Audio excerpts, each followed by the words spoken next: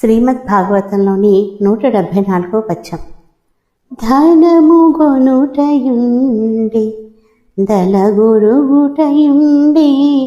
నాలయంబు వెడల నడచుటుండే గాని చంపదగిన కర్మంబు చేసిన చంపదగదు విప్రజాతి బ్రతికి.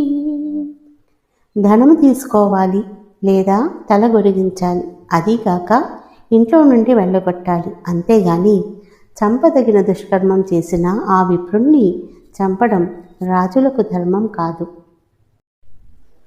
శ్రీమద్ భాగవతంలోని 175వ పద్యం. ఇది గద్యభాగంగా ఉంది. ఈ మాదిరిగా అశ్వత్థామను ప్రాణాలతో గట్టివేసి పాంచాలి సహితులైన పాండునందనులు నిజ నందనుల కోసం శోకించారు. అనంతరం చనిపోయిన బంధువులందరికీ దహన సంస్కారాలు ఆచరించారు. స్త్రీజన పురస్కారంగా శ్రీకృష్ణునితో కూడి గంగానదికి వెళ్ళి పొంగి పొరలే దుఃఖం దిగమింగి మృతులందరికీ తిరోధకాలు వదిలారు. అనంతరం అందరూ శ్రీమన్నారాయణ చరణ సంజాతలైన పవిత్ర భాగీరథి జలాలలో స్నానం చేశారు. తరువాత వాసుదేవుని మునివరేణ్యులతో కూడి పుత్ర శోకంతో వ్యాకుల మనస్కులై ఉన్న గాంధారి ధృతరాష్ట్రులను కుంతి ద్రౌపదులను సమీపించి ఎన్నో విధాల ఓరడించి ధైర్యం చెప్పారు.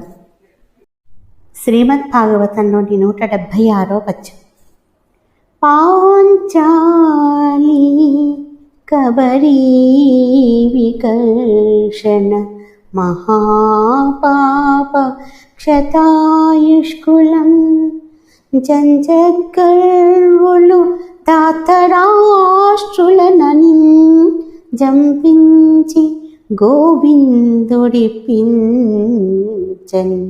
రాజ్యము ధర్మపుత్రునకు గల్పించన్ మహాఖ్యాతి జయించన్ మూడు దురగమేధములు దేవేంద్ర ప్రభావంబునం.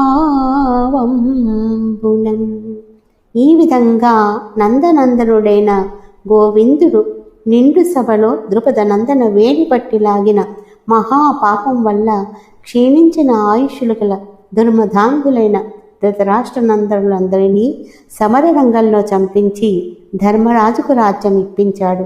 విజయభేరి మ్రోగించి మహేంద్ర వైభవంతో 3 అశ్వమేధాలు చేయించి రాజులందరిలోనూ ధర్మరాజుకు గొప్ప పేరు తెప్పించాడు. శ్రీ గోపాలకృష్ణ భగవానికి జై.